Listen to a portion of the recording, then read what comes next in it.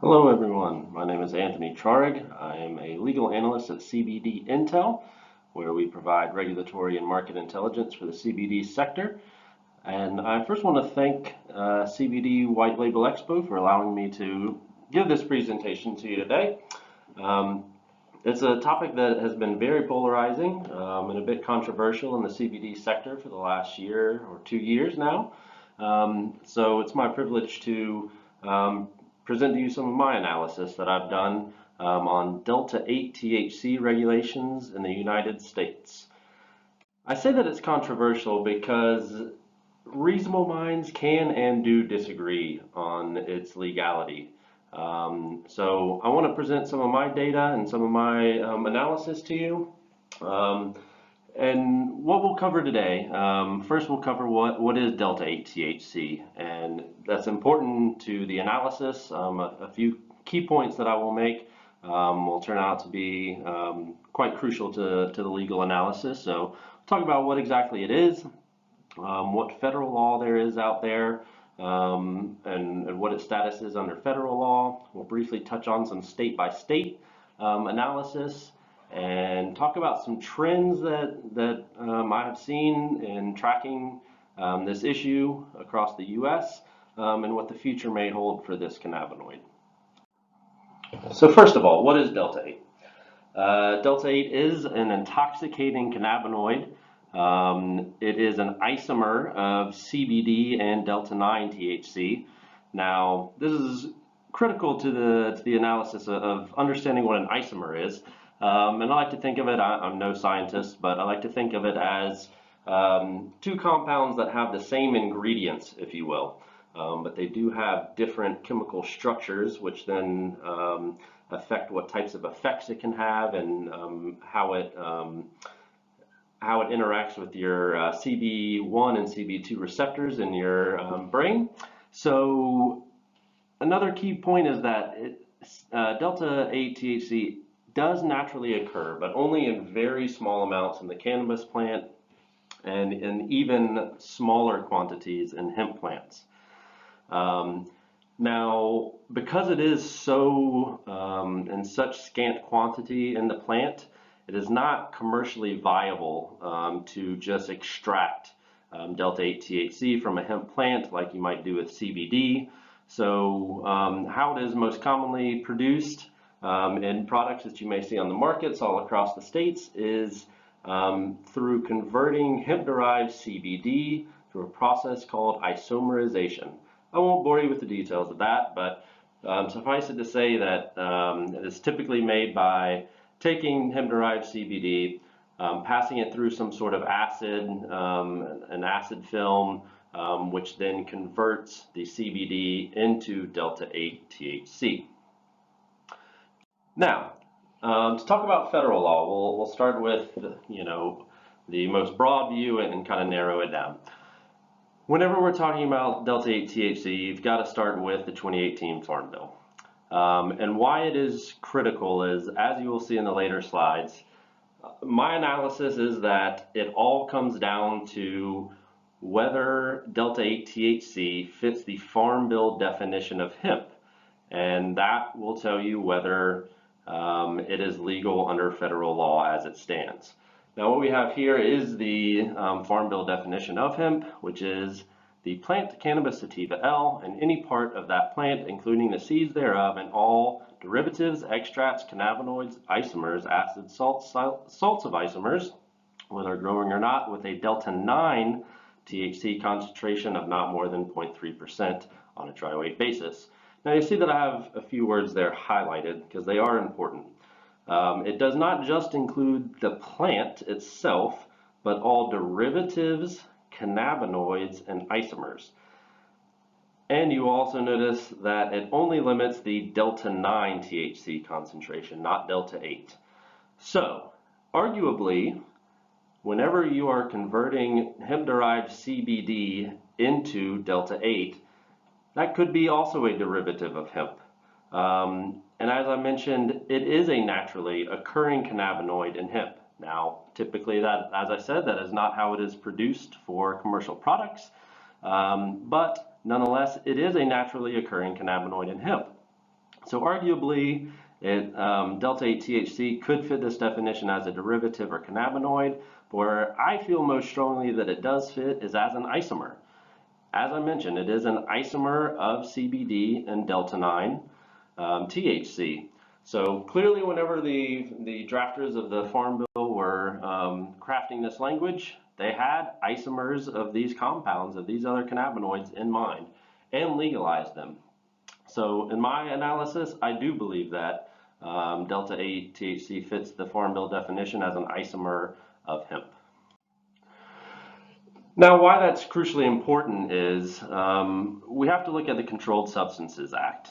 And the Controlled Substances Act does list as a Schedule I drug THCs. And I've listed the verbatim definition here that is in the Controlled Substances Act. But I want to highlight a couple of things. You will see in italics there that it specifically excludes what is in paragraph D31II of this section. Well, if you go down there, it says that tetrahydrocannabinols does not include any material, compound, mixture, or preparation that falls within the definition of hemp set forth in the Farm Bill, which we just went over.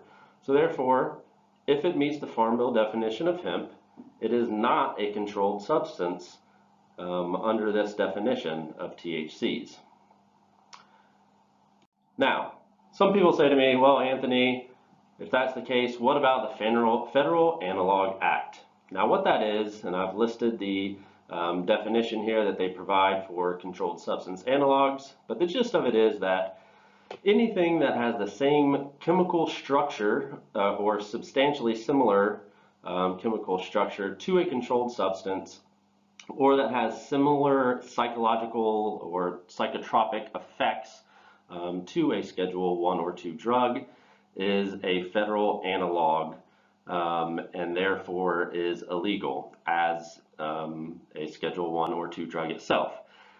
Now, this is a fairly technical argument, and I won't get into the weeds of it, no pun intended, but suffice it to say that if hemp is not a Schedule I drug, then an analog should not be either. In fact, many of the cannabinoids that are present in the cannabis plant are very chemically similar in structure. So I do not think that that was intended. Clearly, the government intended to legalize all cannabinoids in hemp, with the exception of Delta-9 THC up to 0.3%. And also this second prong of being substantially similar in effect. I do think that there need to be many more findings. We are not exactly clear how substantially similar it is in effect to Delta-9 THC. We do know that it's intoxicating, but I do think that more would need to be done to study this compound before we could come to any conclusion about that. So suffice it to say, I do not think that it falls within the Federal Analog Act. Now, I said reasonable minds can disagree on this topic, and the DEA has released an interim rule that does not mention Delta-8 THC by name, but it does seem pretty clear in addressing this subject. What it says, the crux of it is that they say that the Farm Bill does not impact the control status of synthetically derived THCs, and that the concentration of Delta-9 THC is not a determining factor in whether a material is a controlled substance, that all synthetically derived THCs remain Schedule I controlled substances. Now, as I mentioned, it does not talk about THC by name anywhere in this rule, nor does it define what is synthetically derived THC. As I talked about the process for converting CBD into Delta-8 THC, you're not completely producing this compound out of nowhere. It is being derived from a cannabinoid in hemp. So it is not clear if that would meet the definition of synthetically derived THC, or if it is some quasi status, but that term just has not not been defined in the DEA rule. Now that rule is under consideration. The comment period is over, but the DEA is still evaluating all comments before they issue any final rule. Now, let's talk about the FDA. Their stance, as you can see from the slides, has been crickets so far. They have not released any statement or policy guidance on Delta-8 THC products. And importantly, they have not issued any warning letters to companies who are putting these products out there in the marketplace. So the FDA has not taken any stance on Delta-8 yet, but that could change any day.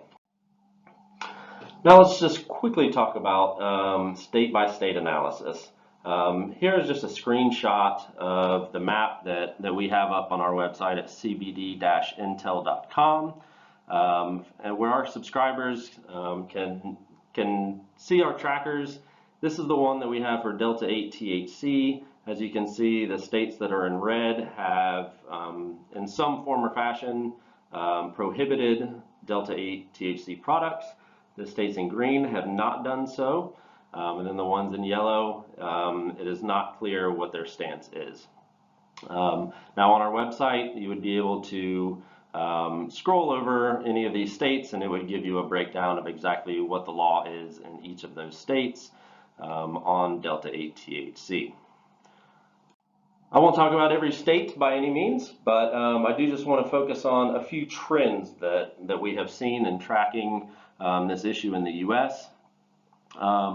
One is we are seeing states that are including THC isomers like Delta-8 in its total THC calculation for hemp via legislation passed by the legislature. So what they're doing, many states like North Dakota are saying we are going to include Delta-8 in that total calculation of 0.3%. So therefore, the sum of Delta-8, Delta-9, Delta-10, THC would all have to be total within that 0.3% range, which then essentially would destroy any market for any products that have Delta-8 in them. Another route that some states have taken has been that state regulatory agencies are taking stances against it. Kentucky Department of Agriculture, for example, has done this, but is basically not waiting on the legislature to do anything, but states who are releasing interpretations of the law as it stands. I would just like to point out that there has been no state that has come out and said, yes, this is perfectly fine, we are okay with Delta-8 THC products being sold widely and unregulated. There was a bill in Florida that did seek to regulate Delta-8 THC products somewhat like hemp products or CBD products, but that bill failed a few months ago. Another interesting wrinkle is looking at how states that allow recreational cannabis are handling Delta-8 THC. Some states like Connecticut just recently came out and said that they will only allow Delta-8 THC products to be sold through state dispensaries. Oregon is another state that is looking to do something similar. They have passed a bill to do something similar that would channel all Delta-8 THC products through the state system and not be just available at convenience stores and wherever they may be, as we're seeing all across the states now. So, the future of Delta-8 THC.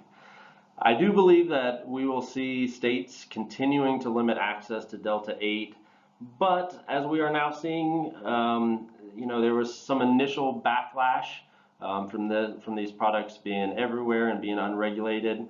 But we're seeing some regulations that are at least leaving open the potential for some legal channels. Like I mentioned, Connecticut is looking to do that. But what some states are doing is allowing their regulatory agencies to take a look at this substance and to determine, for example, whether it has potentially harmful effects and make findings that would at least allow that regulatory agency to allow legal channels for the sale of Delta-8 products, and not completely just outright banning it and closing all potential legal pathways.